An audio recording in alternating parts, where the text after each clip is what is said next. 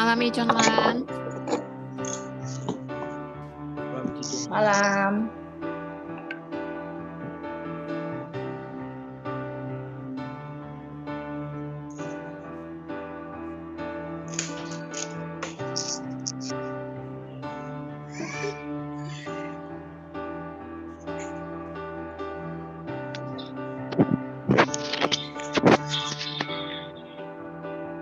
Mau ikut ibadah, Wil.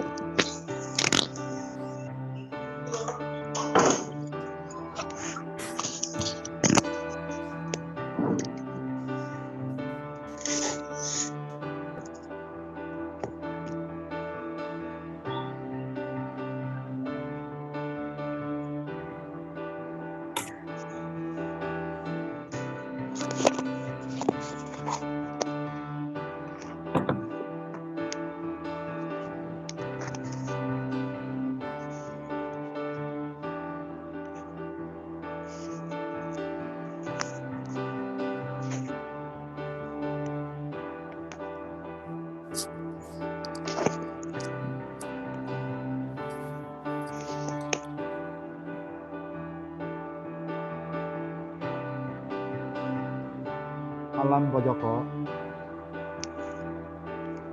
Malam.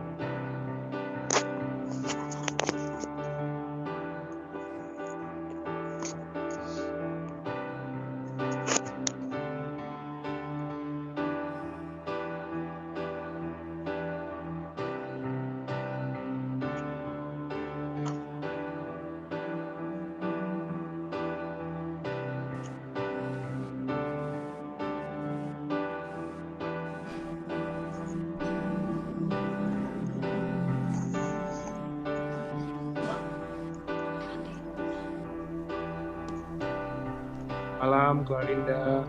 Ya, malam Karinda. Selamat malam Jocelyn. Malam. Malam Ci Eva. Malam, Novilia.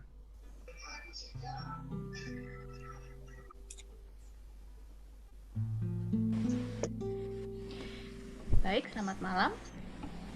Ibadah akan segera dimulai. Host akan men-mute semua jemaat. Dan saya persilakan Ko Peter sebagai WL malam hari ini. Terima kasih.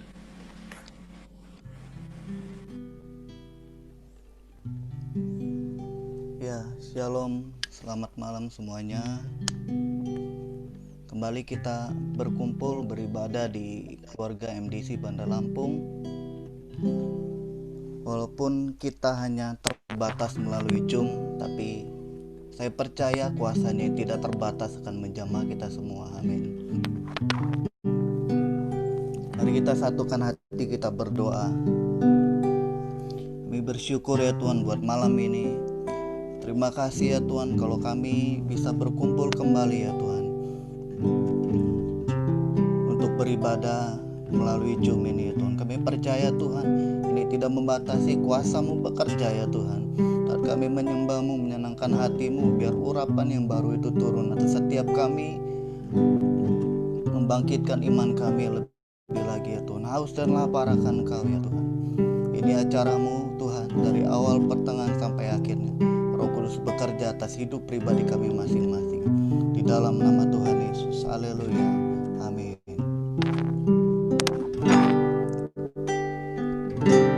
Mari kita nyanyikan satu lagu. Bertirus sayang haus, rindu aliran sungai-Mu.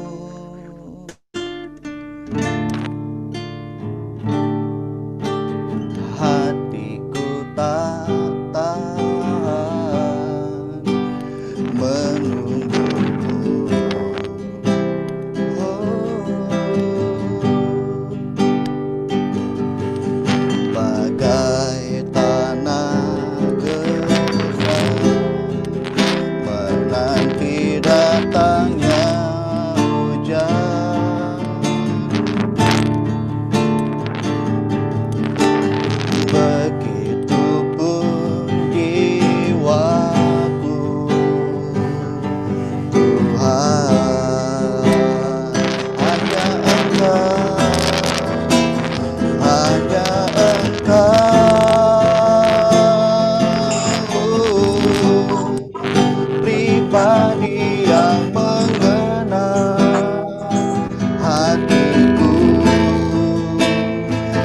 tiada yang tersembunyi bagimu. Seluruh isi hatiku kau tahu, dan bawaku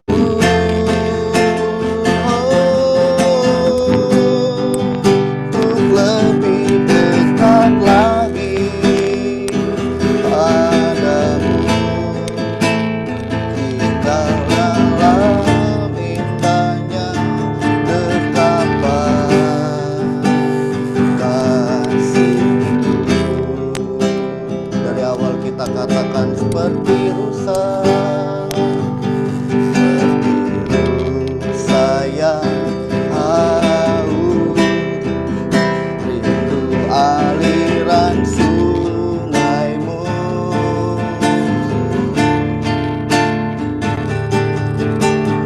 Hatiku tak tahan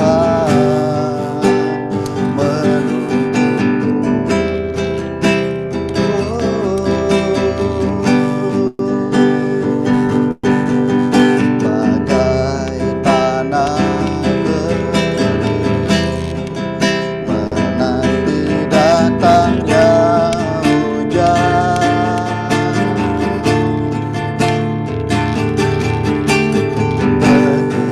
Begitupun jiwaku, Tuhan, hanya Engkau, hanya Engkau,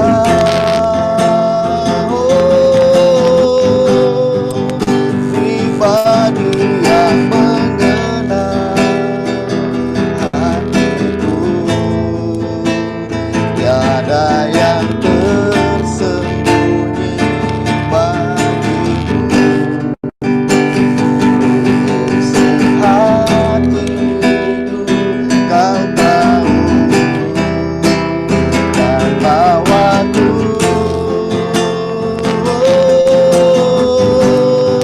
untuk lebih dekat lagi padamu. Tinggal dalam indahnya dekapan kasih-Mu. Lebih sungguh lagi hanya Engkau, hanya Engkau, pribadi yang mengenal hatiku. Tiada yang tersembunyi bagimu. Seluruh isi hatiku kau tahu, dan bawaku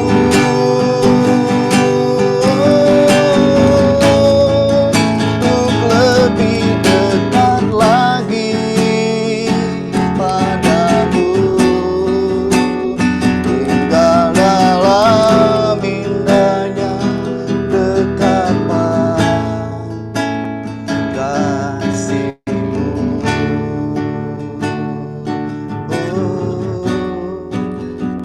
Tinggal dalam indahnya dekapan kasih-Mu.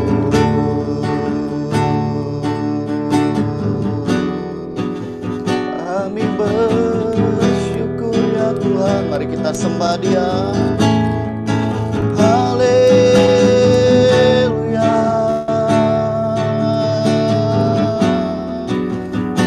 Ini kerinduan setiap hati kami ya Tuhan, untuk bersekutu menyembah-Mu.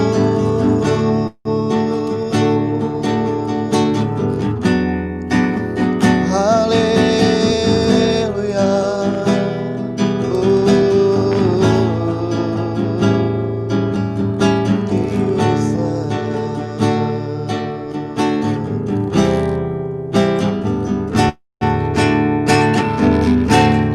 Cleansing my soul.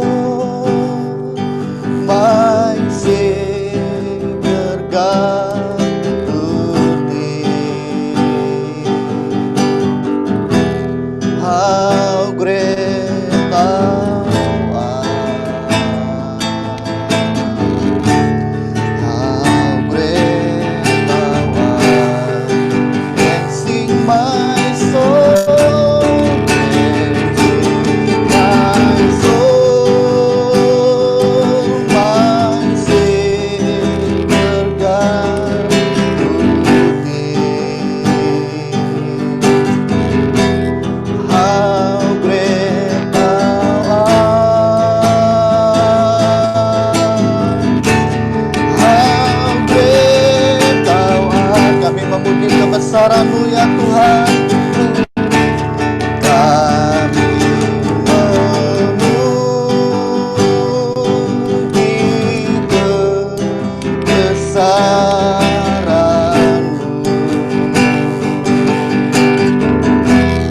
Ajaib Tuhan,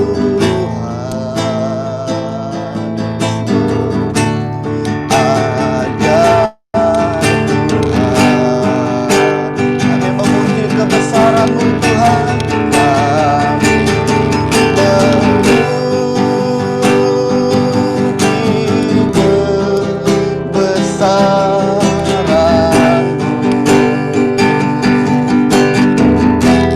Ajaib Tuhan,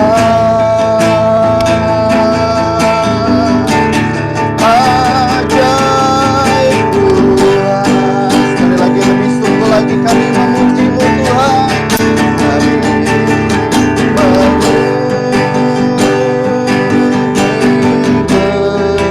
kebesaran-Mu.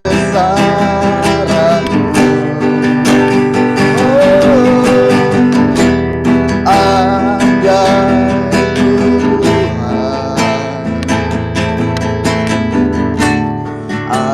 ajaib Tuhan. Kami memuji-Mu, kami memuji kebesaran-Mu.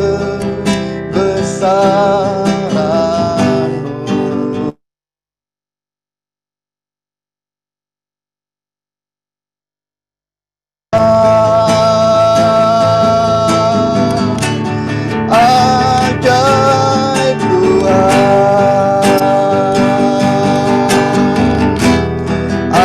ajaib Tuhan, ajaib Tuhan.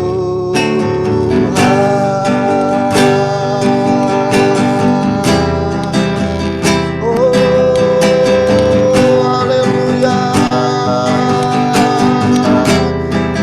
Ajaib Kau Tuhan.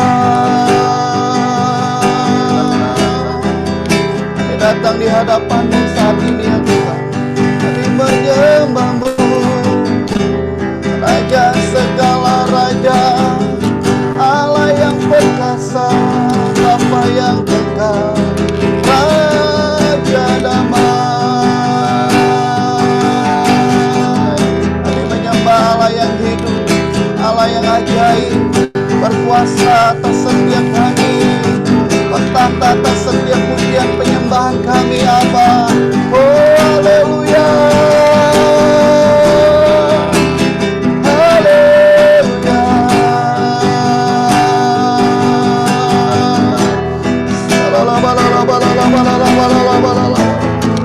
Allah yang maha hadir ya Tuhan. Roh Kudus, kami membutuhkan-Mu, jamaah-Mu. Memulihkan setiap hati kami ya Tuhan. Oh, menyembuhkan kami, membangkitkan iman kami. Haleluya, haleluya, haleluya. Oh, ya la la ba la la ba la la ba la la ba la la ba la la ba la la ba la la ba la la ba la la ba la la.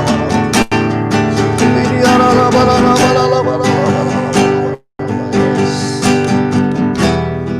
Oh, haleluya, haleluya. Haleluya. Terima kasih Tuhan. Terima kasih buat kehadiran-Mu Tuhan Yesus. Terima kasih buat kehadiran-Mu Roh Kudus. Terima kasih Allah Bapa. Kami bersyukur ya Tuhan buat malam ini. Terima kasih ya Tuhan Kau menyegarkan setiap jiwa kami. Makin haus dan lapar akan Kau lebih lagi ya Tuhan. Buat setiap kami ketergantungan dengan-Mu ya Tuhan. Selalu mengandalkan Kau ya Tuhan. Dan selalu berharap kepadamu. Kami bersyukur ya Tuhan buat malam ini. Terima kasih Tuhan. Biarlah setiap pujian penyembahan kami itu menjadi dupa yang harum di hadapan-Mu dan yang menyenangkan hati-Mu. Terima kasih buat malam ini. Sebentar kami mau dengar sharing dari teman-teman kami. Saya percaya setiap sharing itu menjadi berkat bagi kami semua. Di dalam nama Tuhan Yesus kami sudah berdoa dan mengucap syukur. Haleluya. Amin.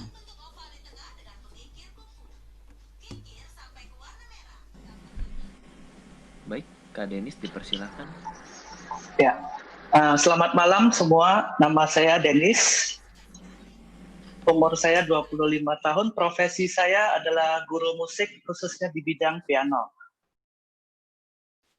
Banyak orang tanya ke saya gini, kamu ngajar musik sudah 11 tahun. Apakah kamu benar-benar suka musik? Biasanya aku selalu jawab, enggak. Sebenarnya aku enggak suka musik. Passion saya lebih di mengajar. Kenapa saya bisa belajar musik? Ini yang aku mau cerita. Jadi SD 4 aku mulai belajar musik. Itu yang disuruh orang tua saya. Tentunya anak zaman sekarang sama zaman dulu beda. Kalau anak zaman dulu disuruh les Mandarin, ya les Mandarin. Les musik, ya les musik. Terus sekarang, jadi udah belajar dari SD 4. Masuk SMP 1, saya mulai menolak. Saya merasa latihan musik itu susah banget. Karena makin lama kan makin susah. Papa saya tetap paksa saya latihan. Satu hari harus latihan 1 jam. Jam 10 sampai jam 11 baru tidur. Minggu 3 jam. Jadi minggu pulang gereja nangis dulu. Baru sambil latihan sampai nangis selama 3 jam. Mulai SMP 3, aku sebenarnya juga masih tetap merasa hidup aku ini sebenarnya kenapa harus belajar musik gitu. Tapi papaku tetap bilang harus latihan. Di SMP 3 karena lomba-lomba sering juara, banyak mama lain minta aku ngajar ke rumahnya supaya anaknya semangat gitu. Jadi di SMP 3 aku mulai bersyukur. Karena ngajar aku punya 4 murid, jadi aku punya uang jajan sendiri tanpa minta papa mama. Uang jajannya juga nggak sedikit kan. Waktu itu zaman teman-teman aku itu 1 bulan bisa 400.000, aku itu udah 2 juta. Jadi aku lumayan bersyukur di SMP 3. Karena aku malas belajar, biasanya di sekolah itu kalau ambil raport selalu panggil orang tua. Biasanya ada 6 atau 7 yang merah. Cuma biologi yang 100. Jadi sisanya itu merah. Jadi papa aku bilang, daripada nggak suka sekolah, kamu masuk SMA-nya SMA musik aja. Ya udah, aku masuk SMA musik. Masuk SMA musik 1 tahun aku lagi pikir. Sebenarnya yang aku pingin itu pekerjaan impian aku itu kerja yang duduk di kantor, pakai dasi, pakai kemeja, pakai jas. Kenapa aku belajar musik? Terus ternyata aku udah ngajar di SMA 1 itu udah ada 8 murid. Pas SMA 2 papa saya bangkrut. Papa saya bangkrut, jadi dari SMA 2 itu aku yang bayar biaya rumah, aku yang tanggung semuanya. Di situ aku benar-benar merasa bersyukur bahwa ada belajar musik. Kalau nggak belajar musik, mungkin hidup kita sekeluarga nggak bisa senyaman waktu itu. Di SMA 3, papa saya memutuskan untuk pindah rumah. Jadi kami jual rumah, pindah ke rumah yang lebih kecil. Papa saya juga dapat kerjaan yang baru. Nah, di sana baru mulai kehidupan kami mulai nyaman. Kami pindah rumah di Agustus. Pas 4 bulan kemudian, Desember, papa saya kecelakaan meninggal. Jadi setelah kami hidup nyaman 4 bulan, papa saya meninggal, kami harus pindah lagi, pindah rumah. 3 bulan kemudian saya ujian nasional selesai, saya rencana kuliahnya di Jakarta. Tapi karena takut mama saya kesepian, akhirnya saya kuliah di Medan juga. Tapi kuliahnya apa? Saya pilih yang paling enak dan paling oke. Aku terakhirnya kuliahnya perhotelan. Karena aku pikir gini, kuliah perhotelan kerjanya pasti di hotel. Jadi pakai kemeja, pakai dasi, itu kerja impiannya saya. Jadi saya kuliah perhotelan. Waktu mulai kuliah, saya juga tetap ngajar. Saya dipercayakan Tuhan mempunyai 80 murid. Di sana saya benar-benar sibuk. Sabtu itu nggak kuliah, saya bisa ngajar dari jam 8 pagi sampai jam 8 malam penuh. Makan juga sampai ngajar, jadi Sabtu itu. Setelah 1 tahun kuliah, saya benar merasakan ngajar itu sebenarnya jenuh sekali. Karena setiap hari ketemu hal yang sama gitu. Di ruangan yang sama, nggak ada explore yang lain. Saya mulai kurangi murid saya, jadi sisa 20, ngajarnya di malam. paginya saya cari kerjaan lain. Saya buka toko komputer sama koko aku 2 tahun. Saya kerja asuransi 4 tahun. Saya pernah kerja di toko besi, pernah jadi CMO di Chris Food, pernah join sama teman buka website kulineri. Sampai tamat kuliah, akhirnya magang di Grand Aston sebagai PR. Nah, itu saatnya aku duduk pakai kemeja, pakai dasi. Setelah aku kerja 1 minggu, aku menyesal. Kenapa aku kuliah perhotelan? Karena nggak ada kerjaan juga harus duduk di situ. Masuk jam 9, pulang jam 5. Masuk jam 9, pulang jam 5. Kemudian saya nyesal, saya pikir begini. Kan saya kerjanya PR berarti di back office, di dalam office. Mungkin aku perlu sesuatu yang di luar office. Kemudian aku ditawarin jadi guest relation di Marriott. Aku kerja di Marriott. Awalnya rencana mau kerja di Marriott, tapi nggak jadi. Terakhirnya nggak jadi. Karena aku merasa mungkin mengajar musik itu lebih bagus. Jadi saya coba mengajar musik lagi di tahun 2015. Tapi waktu itu saya fokus di musik terapi untuk anak berkebutuhan khusus. Jadi saya mulai mengajar musik lagi di 2000. Sebenarnya tetap mengajar, cuma lebih fokus di mengajar musik di 2015. Aku merasa muridku udah 20, udah cukup sibuk, karena kan muridnya berkebutuhan khusus. Tapi selain musik, kok aku nggak sibuk yang lain ya? Aku berdoa gini, Bapak, aku pengen sesuatu yang dikerjakan yang lebih dari ini. Tuhan percayakan saya jadi majelis musik di gereja, saya urus musik, pemusik dari tunas remaja sampai ibadah umum. Sampai semua seminar juga saya urus, itu benar-benar sibuk sampai setiap hari di gereja. Sampai mama saya bilang, kamu tinggal aja di gereja. Tapi itu benar-benar sibuk. Nah, waktu itu kehidupan saya mulai nyaman, saya mulai ketemu tujuan hidup saya, passion saya di mengajar. 2 tahun 2017, lagi begitu nyamannya, Yamaha Medan telepon, ditawarin. Mau nggak ngajar ke Yamaha Lampung? Aku bilang, pikir dulu. Aku berdoa begini. Tuhan, kenapa setiap kali selalu kita sudah di zona nyaman, selalu harus membuat suatu keputusan yang susah. Karena ninggalin Medan itu susah, ninggalin orang tua, harus berpisah lagi. Karena semua orang juga mendukung, jadi saya konfirmasi Yamaha Lampung, oke, saya ke Lampung. Kata ownernya gini, bisa nggak dalam 5 hari pindah? Kamu dikasih gaji minimum berapa, langsung dikasih 24 murid, tempat tinggal gratis, transport bebas. Aku bilang, bisa. Jadi dalam 5 hari itu aku nggak merasakan berat, nggak merasakan sedih. Karena 5 harinya dari pagi sampai malam makan aja. Acara perpisahan. Ada teman gereja, ada teman kuliah, semua makan-makan pokoknya. Hari ke-6 jam 5 pagi udah ke airport sampai ke Lampung, saya mulai ngajar. Di Februari semester pertama aku ngajar, aku buka kelas JMC grup yang untuk umur 4 tahun. Isinya cuma 3 murid. Aku kecewa. Saya merasa, kenapa saya jauh-jauh ke Lampung cuma untuk buka kelas yang cuma 3 murid. Aku marah, saya marah. Marah 1 minggu, saya berdoa, apa benar saya ke Lampung ini? Kemudian udah lewat, di semester kedua, aku buka JMC, aku dapat kelas JMC 3 kelas penuh. Itu adalah kelas dengan admission paling banyak di seluruh Indonesia, kelas saya. Waktu itu saya benar-benar bersyukur banget. Di semester ketiga aku buka kelas MW, grup untuk 3 tahun. Kelas MW itu isinya cuma 4, tapi keluar 2, sisa 2. Nah ini kelasnya healing, salah satunya healing. Jadi aku kecewa nggak? Kecewa pasti kecewa, karena kelasnya bubar. Jadi aku lagi pikir, tapi nggak marah seperti yang semester pertama. Tapi aku tetap berdoa, pokoknya tetap yang terbaik buat saya. Saya yakin sama rencana Tuhan. Tapi di semester 4 aku dikasih kelas musik Wonderland 3 kelas penuh. Itu juga kelas yang paling banyak murid di seluruh Indonesia. Di semester itu saya buka kelas JSFC untuk umur 6 tahun. Yang daftar bahkan 0, 1 orang juga nggak ada. Aku tanya di mana-mana, paling banyak cuma 4 orang, 3 orang. Di Makassar yang ramai sekali juga 2 orang, 3 orang. Tapi di next semester Tuhan kasih saya kelas aku full paling banyak di seluruh Indonesia. Maksud dari cerita ini aku ingin cerita sebenarnya hari ini kita gagal, belum tentu besok kita gagal. Karena setiap dari momen-momen hidup kita itu adalah bagian dari rencana Tuhan. Tuhan yang punya blueprint, rancangan yang sangat indah untuk setiap diri kita. Yang percaya katakan amin.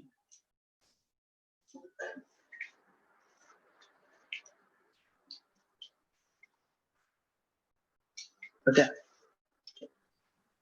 Oke, selamat malam semuanya. Kedengeran ya suaranya? Oke, perkenalkan nama saya Elis dari Kesan Remaja Teluk 2. Bagi yang belum kenal saya, sebelumnya saya mau ngucapin terima kasih karena udah bisa dikasih kesempatan buat sharing pada ibadah hari ini. Dan sebelumnya saya mau minta maaf kalau misalnya andai kata tiba-tiba saya nge-rap atau suara saya kecepatan gitu. Soalnya emang kebiasaan. Soalnya emang bawaan atau enggak karena grogi gitu. Jadi sedikit cerita, kita pasti ngalamin hal yang sama ya, kayak untuk masa-masa pandemi ini mulai booming, kita pasti ngerasain hal yang sama. Apa-apa jadi susah, gara-gara jadi social distancing, terus juga semuanya jadi serba online. Aku lulus SMA angkatan 2020 dan itu cukup menyedihkan karena nggak bisa ngerasain yang namanya perpisahan sekolah, ospek juga jadinya online, perpisahan juga jadinya online gitu. Ya menyedihkan sih.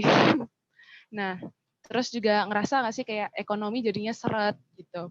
Dan saya jujur ngerasain sih kayak perjuangan papa mama bekerja keras buat cari biaya untuk kuliah aku nanti gitu.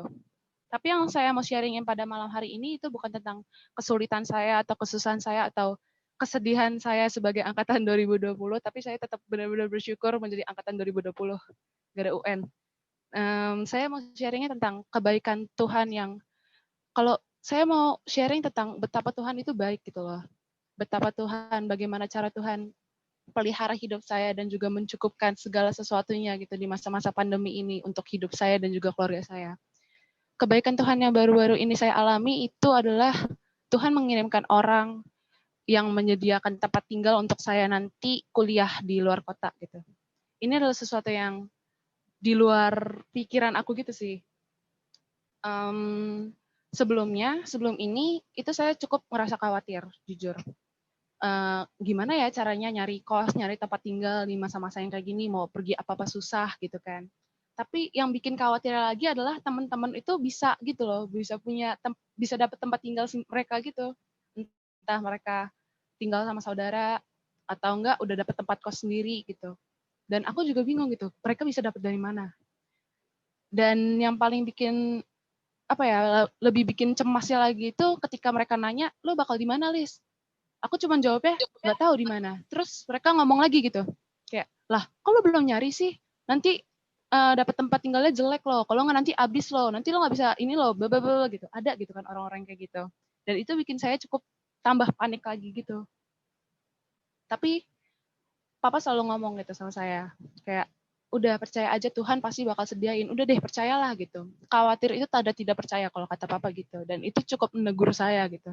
Dan saya berdoa dan juga belajar menyerahkan sama Tuhan sih. Kayak udahlah terserah Tuhan aja, Elis percaya kalau Tuhan bakal menyediakan tempat tinggal yang nyaman di kantong juga, dan itu baik gitu. Dan belum lama ini tiba-tiba teman mama yang belakangan ini sering datang ke rumah untuk ngobrolin tentang ikan, sayur, kayak teman pasar lah istilahnya gitu. Mau nggak ngontrak di apartemen gua, katanya. Ada 2 kamar dan ngontraknya itu setahun dan itu harganya cukup murah, dan aku pun juga kaget gitu loh ketika dengar kabar itu dari mama, kayak, hah serius ada teman mama yang nawarin gitu kan? Oh ya udah boleh, aku bilang kayak gitu. Dan itu adalah suatu kebaikan Tuhan yang benar-benar nggak pernah timbul dalam pikiran sama sekali gitu loh. Dan dari sharing yang aku mau share itu adalah mungkin hidup sekarang ini memang sedang sukar gitu, tapi kita nggak kepengen gitu ke bawah suasana dan kayak menyalahkan keadaan dan buat kita lupa kalau kita punya Tuhan yang lebih besar. Dan ada satu ayat yang kepengen saya sharingin itu di Habakuk 3 ayat 17 sampai 18. Ini aku ada catat. Aku bacain. Sekalipun pohon ara tidak berbunga, pohon anggur tidak berbuah, hasil pohon zaitun mengecewakan, sekalipun ladang-ladang tidak menghasilkan bahan makanan, kambing domba terhal halau dari kurungan, dan tidak ada lembu sapi dalam kandang. Namun aku akan bersorak-sorak di dalam Tuhan, beria-ria di dalam Allah yang menyelamatkan aku. Saya percaya kalau Tuhan gak akan lepas tangan gitu aja sama hidup kita, apalagi di masa-masa pandemi ini, asal kita juga percaya dan juga setia dan pegang erat tangan Tuhan juga. Gitu. God bless. Thank you.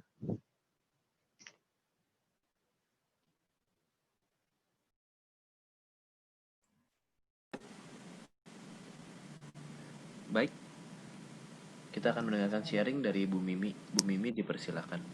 Oke, ya. Selamat malam semuanya. Kedengaran ya suara saya ya? Kedengaran ya. Terima kasih buat teman-teman di Lampung. Bisa lebih diperkeras volumenya Bu Mimi untuk bicaranya. Oke. Terima kasih. Ya, diperkeras. Ya.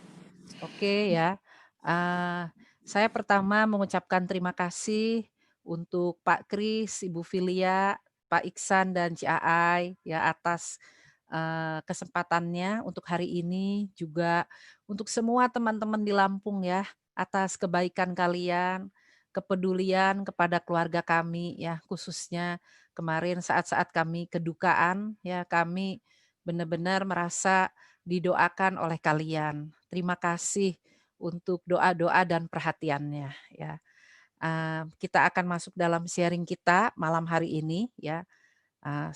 Saya akan berdoa terlebih dahulu sebentar saja ya untuk sharing ya. Bapa di dalam surga, kami mohon Roh Kudus mengurapi sharing hamba pada saat ini supaya ini menjadi kebenaran bagi hidup kami dan ini bisa kami lakukan bersama kekuatan Roh Kudus. Kami mengucap syukur dalam nama Tuhan Yesus kami sudah berdoa ya.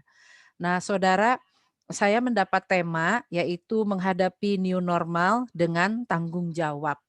Nah, meskipun disebut new normal, Saudara ya, itu sebenarnya kita sedang berada di awal masa yang sukar. Mungkin ini nakut-nakutin Saudara ya, tapi ini memang benar ada di Alkitab bahwa kita akan memasuki terus masa sukar ini seperti tertera dalam 2 Timotius 3 ayat 1. Ketahuilah bahwa pada hari-hari terakhir akan datang masa yang sukar. Tetapi Saudara nggak usah takut karena jikalau kita melewatinya terus dalam kebenaran firman Tuhan, maka nanti kita akan bisa melewati masa sukar ini dan pada akhirnya kita akan memperoleh mahkota kehidupan. Ya, itu janji firman Tuhan buat setiap kita yang bertekun ya. Nah, kita lihat lagi yang berikutnya Saudara. Masa sukar merupakan tanda dari akhir zaman. Itu emang udah tertulis di Alkitab dan gak ada satu nubuatan atau rencana dari Allah yang tidak ditepati. Semua pasti ditepati. Cuma gak ada yang tahu waktunya kapan Tuhan Yesus datang kedua kali. Tanda-tanda akhir zaman ini ada di kitab, kalau yang mau lengkap itu Matius 24 dan 25. Di Injil yang lain pun ada. Tapi yang lebih lengkap Matius 24 dan 25. Pada Matius 25 ayat 14 sampai 30, di situ berbicara tentang makna tanggung jawab dalam perumpamaan talenta.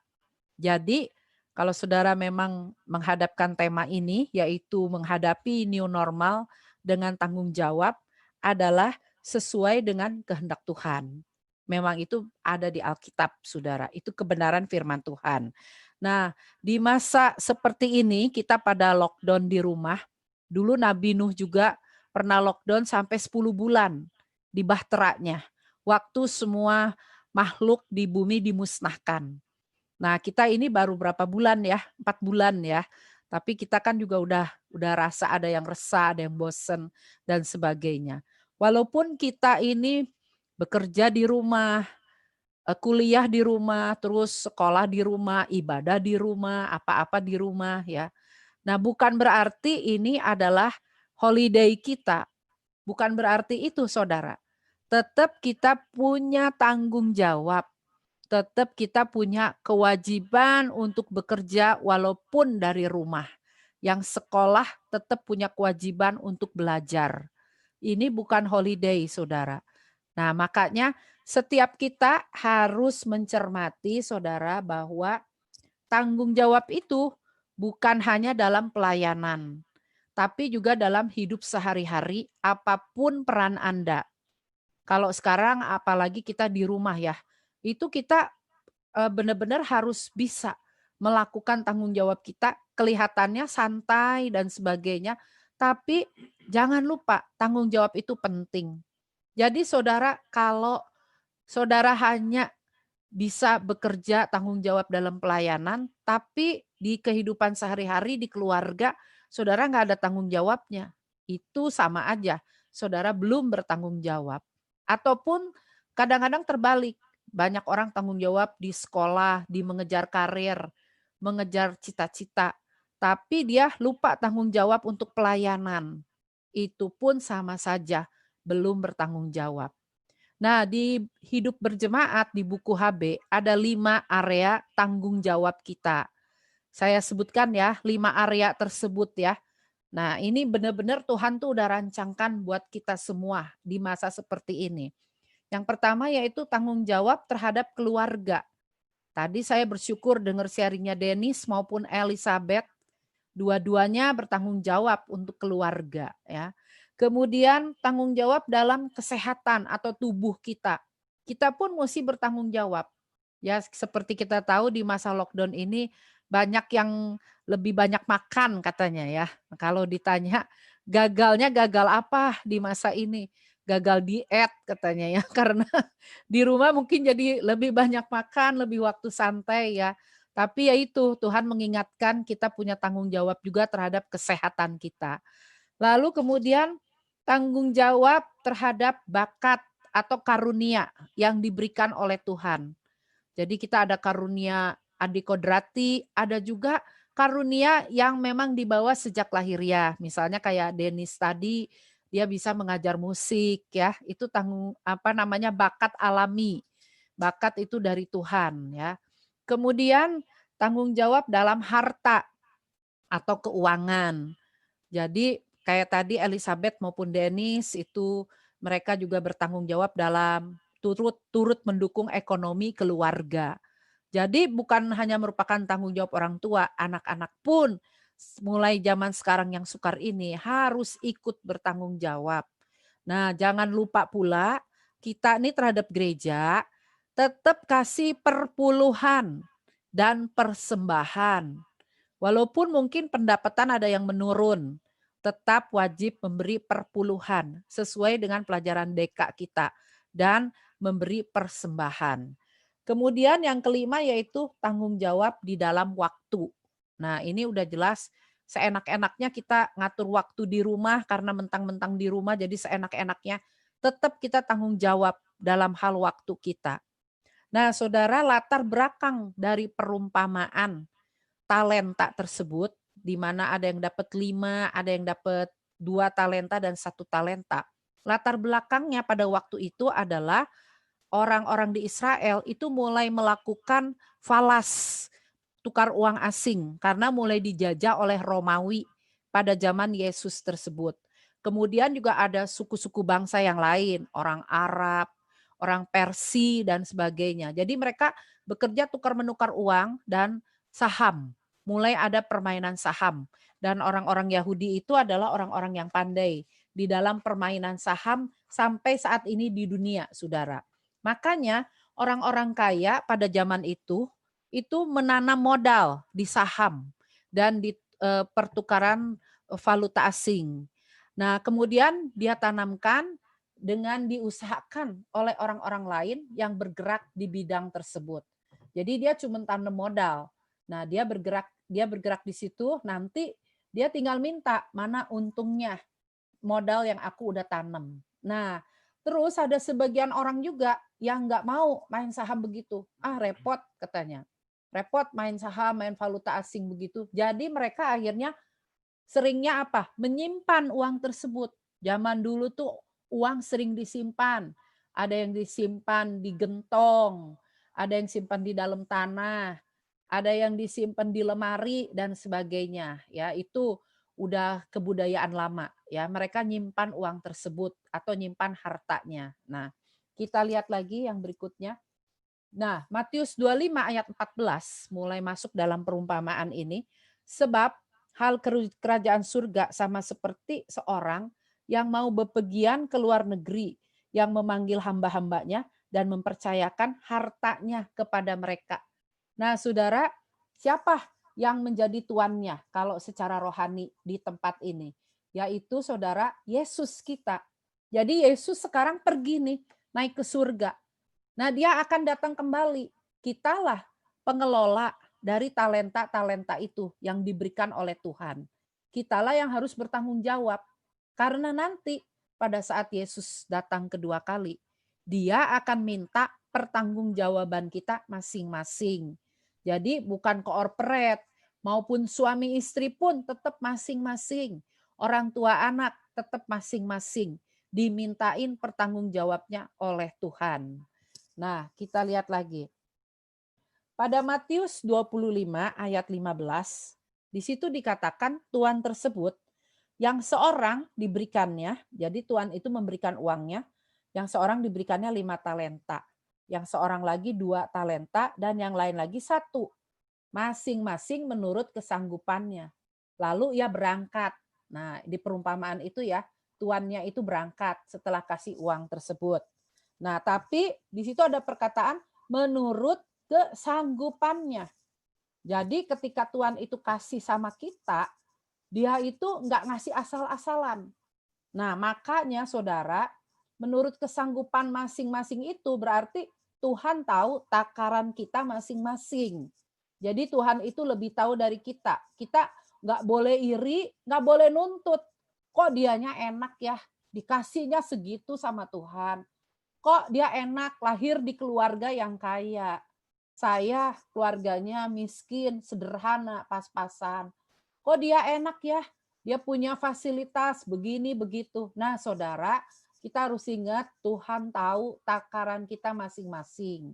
Hamba yang menerima 1 talenta itu, dia itu memang bukan karena dianya kewalahan, bukannya dia, aduh 1 talenta berat nih bagi saya. Tapi karena dia tuh memang males. Dikasih 1 talenta aja, dia nggak mau ngusahain. Dan dia dikatakan nggak suka kepada tuannya. Karena di ayat bawahnya dia menuduh tuannya. Berarti dia itu nggak suka. Atau ada perkataan lain juga yang menafsirkan dia nggak bersyukur kepada tuannya. Walaupun diberi hanya 1 talenta, dia nggak bersyukur. Nah, malah dia malas, dia mengubur talenta tersebut di dalam tanah. Nah, selanjutnya kita lihat lagi saudara. Pada Matius 25 ayat 16, apa yang dilakukan oleh yang menerima 5? Dia segera pergi dan dia menjalankan uang itu. Lalu beroleh laba atau untung 5 talenta. Yang 2 talenta juga sama seperti dia. Menjalankan dan kemudian memperoleh 2 talenta. Yang 1 talenta itu dia karena tadi malas dan dia nggak suka sama tuannya. Jadi dia langsung kubur talenta tersebut. Nah, saudara, kita akan belajar dari 3 hamba ini, 3 yang menerima talenta yang berlainan itu, ciri-ciri orang yang bertanggung jawab menurut ayat 16 tadi. Ciri-cirinya apa? Nah, bisa kita evaluasi diri kita masing-masing. Ciri-cirinya apa? Ya.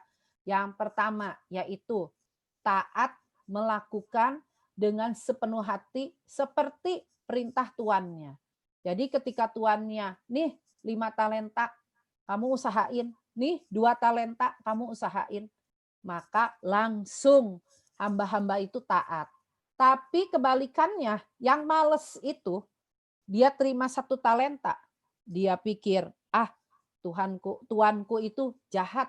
Tuanku itu nggak ngerti tentang aku. Malah dia menguburkannya.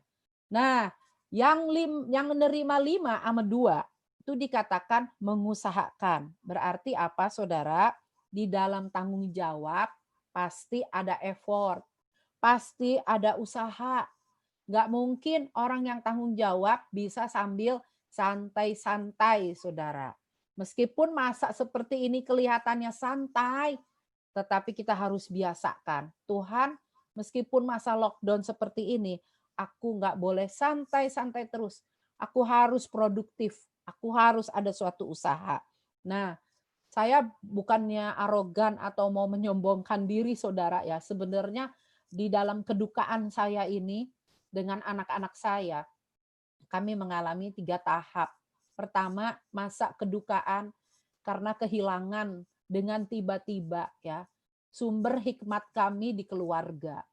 Walaupun sumber hikmat itu Tuhan Yesus, tapi secara real, secara manusia, itu kami membutuhkan Pak Fuksi untuk kami bisa diskusi dengan dia kalau ada persoalan yang sulit dan sebagainya.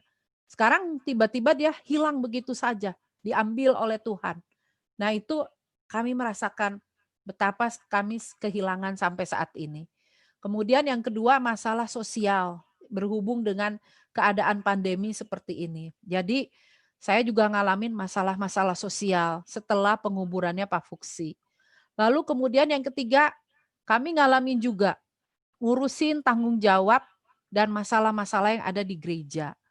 Nah ini juga urusan yang besar, saudara. Ini memerlukan tanggung jawab dan effort, saudara. Dan itu nggak mudah. Dalam masa online seperti ini, saya sendiri selalu bilang sama Tuhan, juga kepada bapak-bapak di majelis pusat, sebagai mentor-mentor saya. Saya bilang bahwa saya bukan seperti Pak Fuksi. Saya nggak ada kemampuan apa-apa. Saya selama ini belajar untuk hidup taat dan sederhana. Dan hati saya mau melayani. Itu saja modal saya. Dan sampai tadi malam pun saya selalu berdoa, Tuhan beri saya kemampuan untuk saya melakukan tanggung jawab ini. Terus Tuhan selalu bilang, aku menyertaimu. Jangan kamu takut. Aku menyertaimu. Teguhkan dan kuatkan hatimu. Nah, saudara, tanpa terasa, saya kemarin itu menyusun 13 program yang menjadi tanggung jawab saya selama masa pandemi ini. Jadi tanpa terasa sudah 13 item yang saya kerjakan. Nah, itu saya nggak bisa kerja sendiri memang. Saya perlu tim. Dan tim yang paling besar buat saya adalah dengan kedua anak saya, dengan menantu saya dan calon menantu anak saya. Itu tim yang paling dekat dengan saya. Dan mereka membantu di dalam bidang teknologi. Sedangkan saya di dalam ide-ide pemikiran. Terus saya bersyukur kepada Tuhan, anak-anak yang dulu saya didik bina di remaja, sekarang mereka udah pada menikah, ada yang punya anak baby dan sebagainya. Ternyata ada beberapa anak yang Tuhan tempatkan menjadi ahli-ahli IT. Jadi dari kemampuannya IT ini, mereka membantu ibadah-ibadah online di tempat kita, maupun para pemusik dan sebagainya. Jadi saya bilang sama Tuhan, Tuhan ketika saya mau melakukan tanggung jawab saya, Tuhan juga akan memperlengkapi. Saudara jangan takut, siapapun saudara merasa tidak bisa, Tuhan, saya melakukan tanggung jawab yang besar seperti ini. Tuhan, saya rasanya nggak mampu. Nanti kalau engkau mau dengan sungguh-sungguh mulai melangkah, maka apa yang terjadi? Nanti Tuhan akan kirim orang-orang untuk membantu saudara. Nah, yang kedua yaitu ciri-ciri orang yang bertanggung jawab, itu tadi yang pertama. Perbuatannya baik. Karena waktu yang 5 talenta menyerahkan itu, maka tuannya berkata, perbuatanmu baik. Nah, itu saudara, perbuatan yang baik maksudnya perbuatan menyelesaikan tugas yang diberikan tuannya. Jadi yang disebut baik itu apabila tugas yang diberikan oleh tuannya diselesaikan. Banyak orang gampang menyerah, nggak mau menyelesaikan. Banyak orang juga menunda. Nah ini menyelesaikan itu ada waktunya. Waktu tuannya kembali mau ngambil 5 talenta untungnya itu udah selesai tugasnya.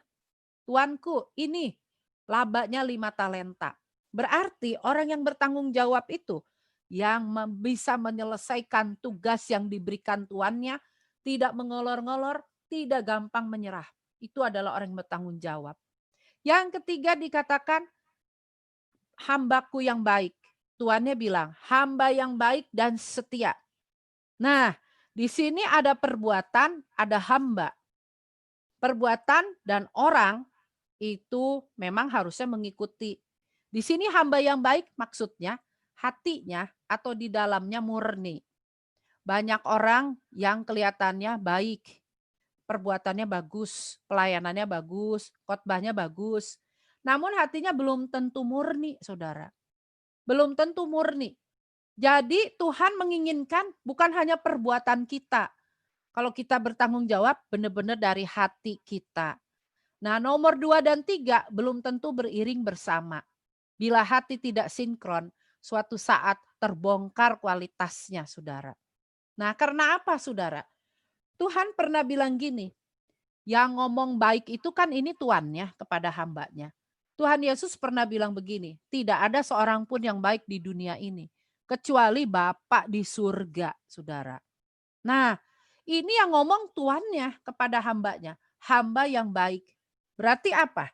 Di sini baiknya itu bukan baik menurut ukuran manusia. Sebab kadang-kadang kita menilai orang, oh si A sih baik sama saya.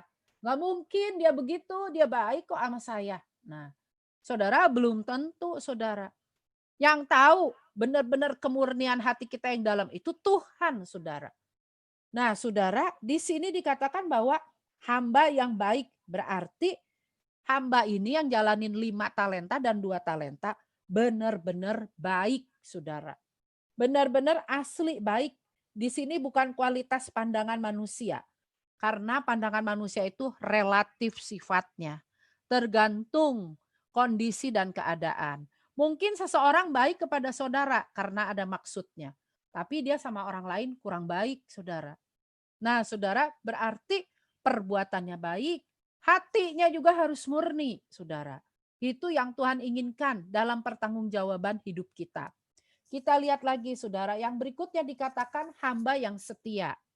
Dalam Amsal 20 ayat 6 dikatakan orang yang baik banyak, tapi yang setia siapa mendapatkannya. Nah, orang setia itu menepati janji. Jadi kalau saudara janji nih, ntar Zoom ya, jam 8. Beneran saudara, janji. Nah terus saudara memang nggak bisa. Banyak teman-teman saya yang ngajakin Zoom. Saya bilang maaf saya belum bisa jam segitu hari itu. Lebih baik katakan demikian saudara. Nah setia itu menepati janji. Berarti hamba yang terima 5 dan 2 itu. Dia nepatin janji. Ini loh janjiku. Aku ngusahain. Aku udah jalanin. Sekarang ini buktinya. Nah saudara itu hamba yang setia. Kemudian ciri orang yang bertanggung jawab, yaitu yang kelima, melakukan perkara kecil dengan setia dan hasilnya bagus. Karena di situ dikatakan tuannya itu bilang, hambaku yang baik dan setia telah setia dalam perkara-perkara yang kecil. Karena itu aku memberikan kamu dalam perkara-perkara yang besar. Nah, ini ada perkataan dari Saint Francis de Sales, dia bilang gini, kesempatan besar untuk melayani Tuhan jarang datang. Tetapi kesempatan-kesempatan kecil selalu ada di sekitar kita setiap hari. Jadi saya juga dari lama udah dididik Tuhan.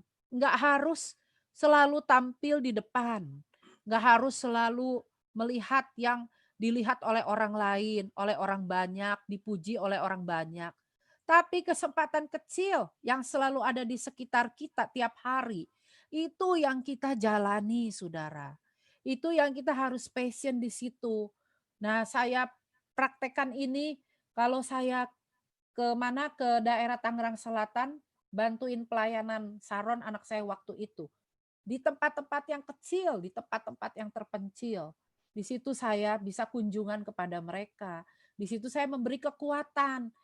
Di situ saya memberitakan tentang Yesus. Sampai ada seorang yang mau pindah, saudara, ya. Memang udah pindah, saudara. Dia pindah dari iman kepercayaan kita pindah ke tempat yang lain, saudara.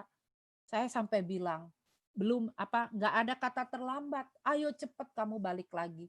Dan dia menangis. Dia bilang, ibu adalah pendeta yang kelima yang datang kepada saya, menyadarkan saya.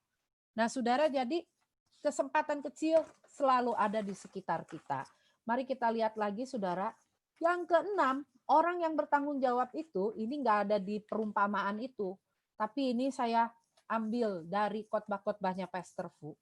Yang keenam itu lakukan second mile. Ya, second mile itu artinya mengerjakan, bukan menyelesaikan sesuai instruksi semata-mata, tapi memberikan hasil yang lebih. Jadi bukan hanya menyelesaikan sesuai instruksi semata-mata, tapi memberikan hasil yang lebih. Itu adalah prinsip dari second mile. Matius 5 ayat 41. Siapapun yang memaksa engkau berjalan sejauh 1 mil, berjalan bersama dia sejauh 2 mil. Nah, itu ciri orang yang bertanggung jawab. Pasti dia sering lakukan second mile. Ada kaisar di Cina, waktu dia pergi naik perahu menyusuri sungai yang besar, dia suruh 1 orang. Itu ada suara apa katanya? Karena ini malam-malam hari nih mereka perginya. Ada lampu-lampu ya di perahu itu, ada lampu di perahu besar itu. Terus disuruh turun. Terus bawahannya ini bilang, oh katanya, ada itu kucing lagi beranak. Jadi suaranya berisik katanya. Itu kucing lagi beranak. Lalu dia kasih laporan gitu ke kaisarnya. Tapi kaisarnya ini merasa nggak puas. Apalagi yang terjadi. Lalu dia kirim orang kedua. Orang kedua itu dikirim, coba kamu periksa apa yang terjadi. Nah dia periksa. Di sana ternyata ada kucing yang mau beranak. Terus dia periksa.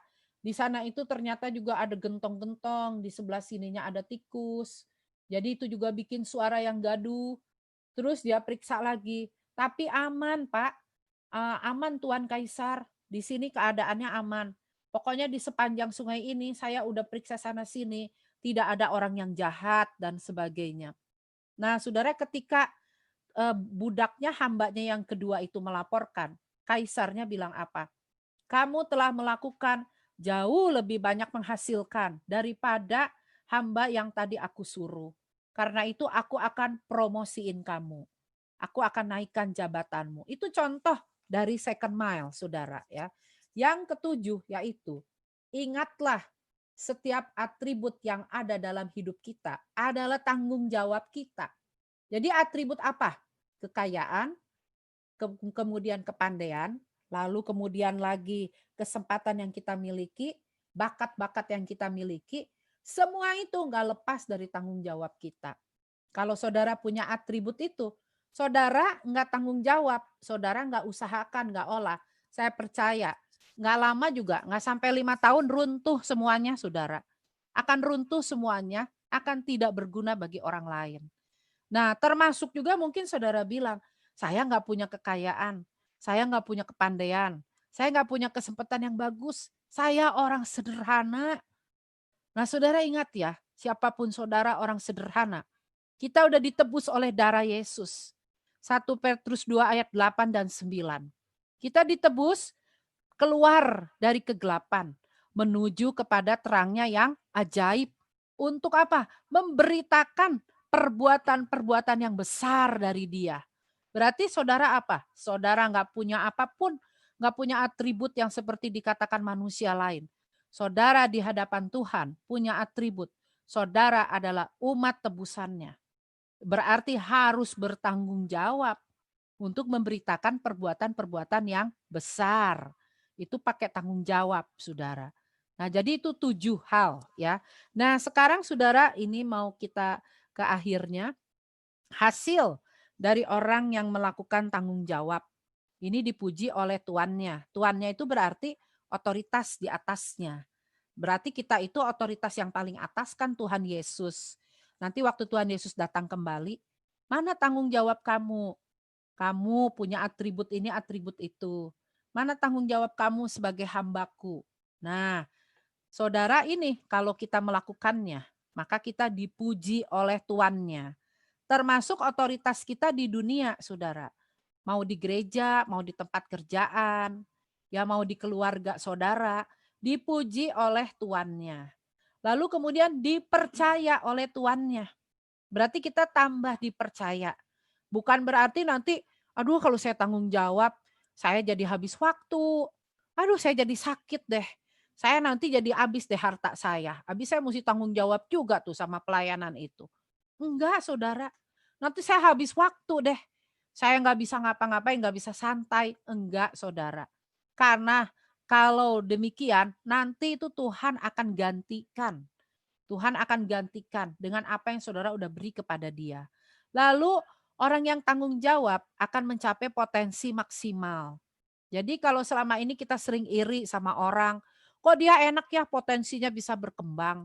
Kok dia enak ya begini begitu. Saudara nggak tahu tanggung jawab di belakangnya. Saudara nggak pernah mengikuti proses perjuangannya. Nah, berarti untuk mencapai potensi maksimal, kita harus bertanggung jawab. Yang keempat, masuk dalam kebahagiaan tuannya. Jadi kalau saudara dipromosiin, tuannya juga naik, otoritas di atasnya naik, pendapatannya, ataupun apa yang lain, hal-hal yang baik. Saya percaya, saudara pun turut akan serta di dalam hal itu. Nah, saudara, kesimpulannya, jika ingin menjadi pemenang dalam new normal ini, bertanggung jawablah dalam pelayanan dan hidup kita sehari-hari yang mencakup 5 area. 5 area itu tadi apa, saudara? Keluarga, kesehatan atau tubuh kita, lalu kemudian bakat atau karunia yang Tuhan berikan, lalu kemudian harta kita atau keuangan, lalu yang kelima adalah waktu kita, saudara. Kita harus bertanggungjawabkan sehingga kita bisa jadi pemenang, saudara. Ya, itu saja sharing singkat saya. Mari kita berdoa terlebih dahulu secara singkat. Yuk kita berdoa. Tuhan, terima kasih Engkau memberikan kepada kami masing-masing ya Bapak kemampuan, talenta Tuhan untuk kami bisa menjalankan hidup ini, untuk kami bisa melayani Engkau. Biarlah kepada kami sekalian, Engkau yang memberi kami Tuhan terus kekuatan untuk kami bisa melakukan tanggung jawab kami masing-masing. Satupun di antara kami adanya lockdown ini, jangan sampai ada yang males, jangan sampai ada yang santai-santai seperti holiday. Kami nggak mau Tuhan, kami mau tetap bertanggung jawab atas hidup ini. Dan juga yang mengalami kesukaran, ekonomi mungkin turun dan sebagainya. Hamba berdoa saat ini, beri kami terus ketekunan untuk berjuang. Beri kami terus tanggung jawab dalam proses perjuangan kami. Pasti ada Engkau yang menolong hidup kami. Terima kasih Tuhan Yesus. Meteraikan firman-Mu yang sederhana ini, di dalam nama Tuhan Yesus kami sudah berdoa. Amin. Ya. Oke, sekian sharing singkat saya pada malam hari ini. Ya, terima kasih atas kesempatan.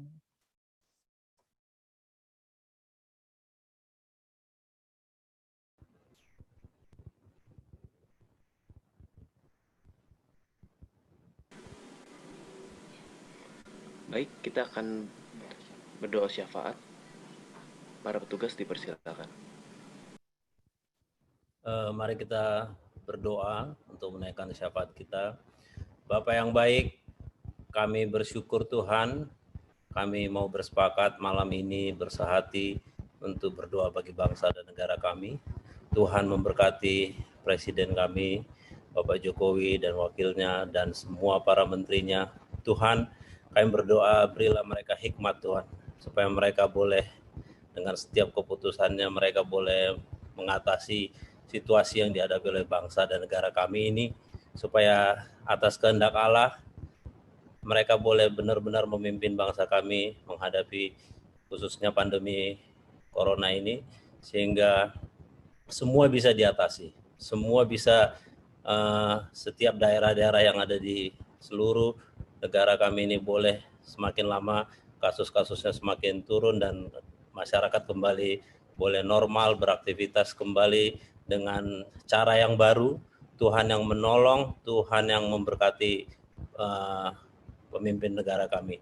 Tuhan, kami juga berdoa supaya Tuhan menjaga bangsa dan negara kami ini dari setiap rancangan kejahatan, setiap rancangan-rancangan yang ingin memecah belah, yang ingin meneror. Kami berdoa Tuhan jagai bangsa kami. Tuhan berkati supaya tetap ada kesatuan di dalam negara kami. Tuhan, kami juga berdoa buat kota Bandar Lampung. Kami terus berdoa supaya Tuhan kesejahteraan dan keamanan bagi kota ini Tuhan berikan keadilan, dan Tuhan sertai, Tuhan urapi, Tuhan berkati kota ini.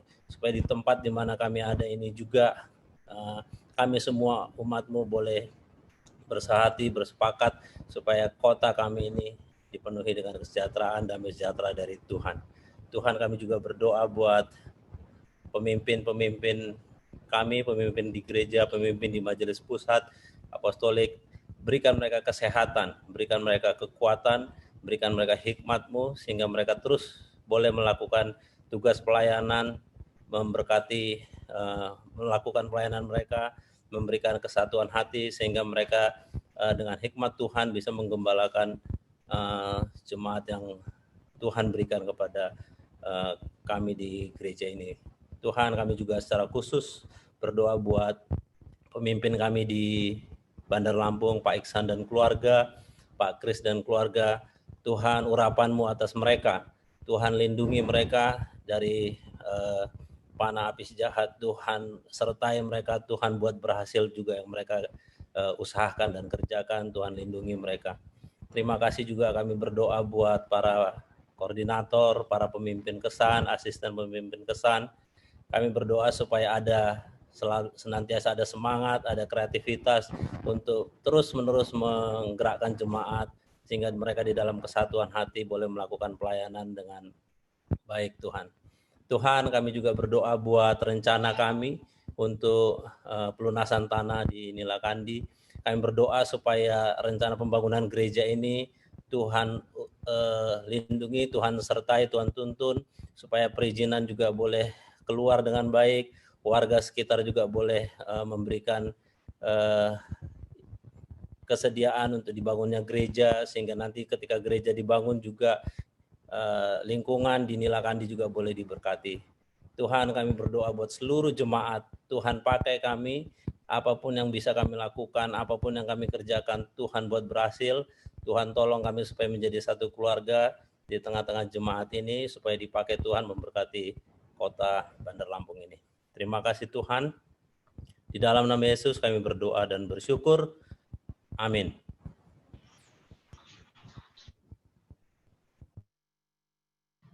Tuhan, kami mau berdoa Tuhan untuk kebutuhan jemaat Tuhan. Kiranya Tuhan seluruh jemaat dan rumah tangga jemaat Tuhan diberkati dengan kasih surgawi dan jadi teladan di tengah masyarakat Tuhan. Kami juga Tuhan berdoa Tuhan, kiranya Tuhan Kau campur tangan Tuhan atas perekonomian, pekerjaan, usaha jemaat Tuhan dijaga Tuhan, dan jemaat yang sedang mencari pekerjaan Tuhan, kiranya Engkau yang memberikan pekerjaan yang terbaik Tuhan dan berkenan terhadap Engkau Tuhan. Kami juga mau berdoa Tuhan untuk pendidikan bagi anak-anak jemaat baik yang di Bandar Lampung, luar kota dan luar negeri dijaga Tuhan, dana yang dibutuhkan dicukupkan Tuhan. Tuhan, kami juga satu hati Tuhan untuk berdoa Tuhan untuk Kosani Tuhan yang sedang sakit pinggang Tuhan. Kiranya bilur-bilur-Mu yang menyembuhkan Kosani ya Tuhan dari sakit pinggang ya Tuhan. Kami juga berdoa Tuhan untuk Ko Erwin Tuhan, kiranya Tuhan Engkau yang bantu terus Tuhan, Engkau yang campur tangan terus Tuhan atas pemulihan struknya Ko Erwin Tuhan. Tuhan, kami juga mau berdoa Tuhan untuk Pak Basuki, Gembala GBI Makassar Tuhan yang sedang di ruang ICU Tuhan, yang terkena serangan jantung Tuhan. Kiranya Tuhan Engkau yang terus Tuhan memberikan ketabahan ke setiap keluarganya Tuhan. Engkau juga yang campur tangan Tuhan atas segala segala rencana-Mu atas Pak Basuki Tuhan. Terima kasih Tuhan, dalam nama Tuhan Yesus.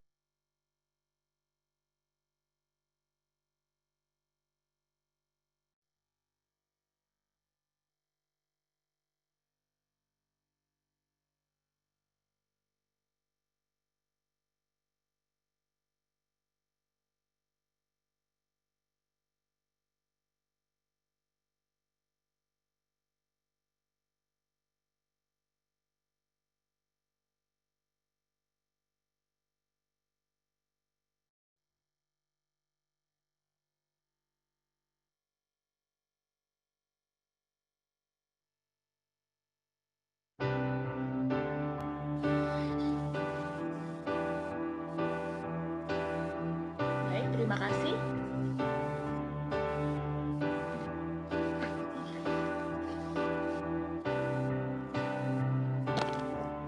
Berikut adalah MDC News pengumuman untuk hari ini tanggal 27 Juni 2020. Berbagi berita, berbagi cerita.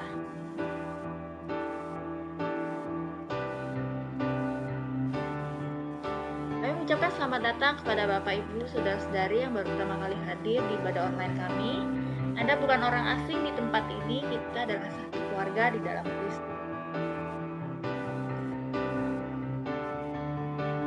Sabtu depan tanggal 4 Juli kita akan dilayani oleh Bapak David Handioko.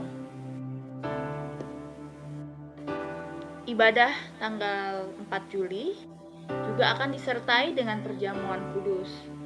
Buat Bapak Ibu Saudara-saudari yang ingin mengambil hosti, dapat diambil di sekretariat. Berikut jadwal yang telah disediakan hari Rabu tanggal 1 atau hari Kamis tanggal 2 Juli dari jam 9 pagi sampai jam 11. Bapak Ibu boleh menghubungi nomor yang tertera ada di screen. Jika Bapak Ibu juga dapat menyediakan anggur dan roti dan anggur di rumah dengan menggunakan roti atau crackers. Dan anggurnya dapat menggunakan air putih, sirup, atau teh. Bagi jemaat yang ingin memberikan persembahan dan persepuluhan, dana pembangunan dan misi gereja, dapat mentransfer melalui rekening sebagai berikut. Bapak Ibu boleh men-screenshot layar ini untuk mempermudah dan mengingat rekeningnya. Atau dapat men-screenshot QR code yang ada di screen. Berikut adalah QR code untuk rekening persembahan. Berikut adalah daftar perpuluhan Juni 2020.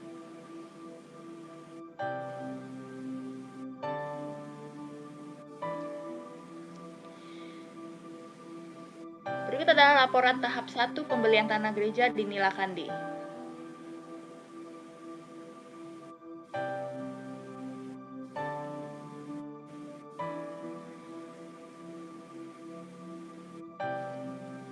Kembali mengingatkan, besok ada ibadah anak melalui Zoom.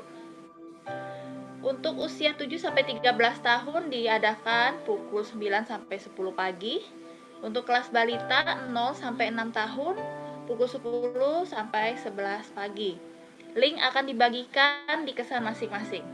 Untuk informasi lebih lanjut dapat menghubungi Karika di nomor yang tertera ada di screen.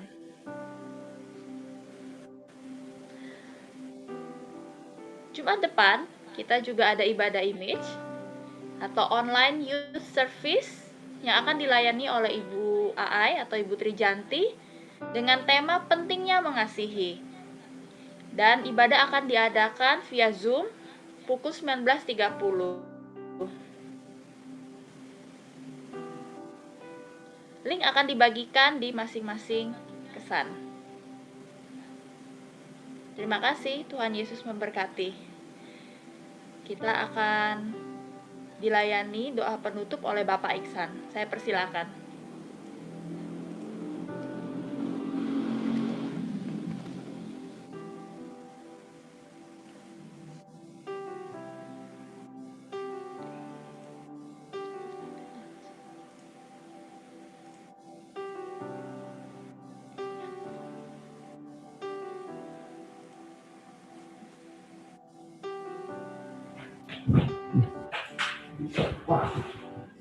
Oke, mari teman-teman kita mulai ibadah kita pada malam hari ini. Kita mau berdoa dan menerima berkat Tuhan. Tuhan, kami sungguh bersyukur buat malam ini kami boleh beribadah kepadamu Tuhan. Biarlah Tuhan Kau terberkati kami jemaat-Mu MDC Bandar Lampung untuk terus Tuhan boleh beribadah secara normal untuk bulan-bulan ke depan Tuhan. Kami percaya Tuhan di tengah-tengah kesukaran ini kami setiap jemaat Tuhan terus Engkau pelihara, Kau hindarkan kami semua dari segala macam sakit penyakit ataupun virus yang coba terus menekan kami Tuhan. Kami percaya Tuhan Kau sudah sembuhkan setiap kami, Kau sudah pelihara setiap kami Tuhan. Dalam nama Yesus Tuhan. Berdoa juga untuk ibadah anak esok hari Tuhan. Kami percaya Tuhan setiap anak-anak Tuhan boleh Tuhan kami ajak Tuhan untuk lebih dekat, lebih tahu kepadamu Tuhan untuk terus beribadah, dan kami semua Tuhan boleh melayani anak-anak ini dengan sukacita. Biarlah kami boleh memberkati setiap anak-anak di Kota Bandar Lampung. Berkati setiap persembahan jemaat yang sudah memberikan persembahan pada malam hari ini. Mau berkati, mau curahkan berkat-Mu buat setiap orang-orang ini Tuhan. Buka tingkap langit dan curahkan berkat Tuhan. Dalam nama Yesus Tuhan. Mari Tuhan, mari jemaat Tuhan, kita mau pulang dan kita mau menerima berkat Tuhan. Jemaat yang dikasihi Tuhan, biarlah berkat Tuhan boleh tercurah kepada setiap jemaat-Mu, jemaat Imlisi Bandar Lampung. Kasih dari Tuhan Yesus, penyertaan dari Kudus boleh menyertai sampai Tuhan Yesus datang. Jemaat yang dikasihi Tuhan boleh berkata bersama-sama dalam nama Yesus. Amin. Tuhan berkati. Tuhan Yesus memberkati semuanya. Terima kasih Bu Mimi. Terima kasih buat Bu Mimi, buat Saron. Terima kasih Cimini. Ibadah sudah selesai. Tuhan Yesus memberkati. Terima kasih William Agnes.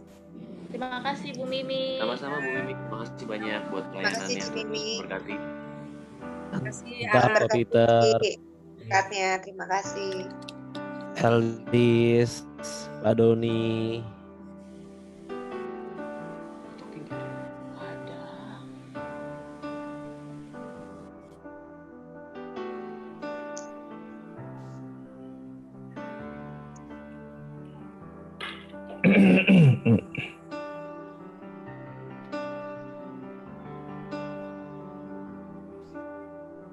Selamat malam Ko Akun, Ci Ayu.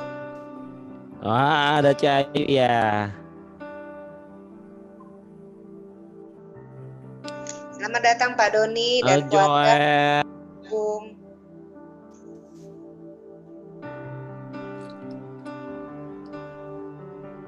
Mana nih Adi nih?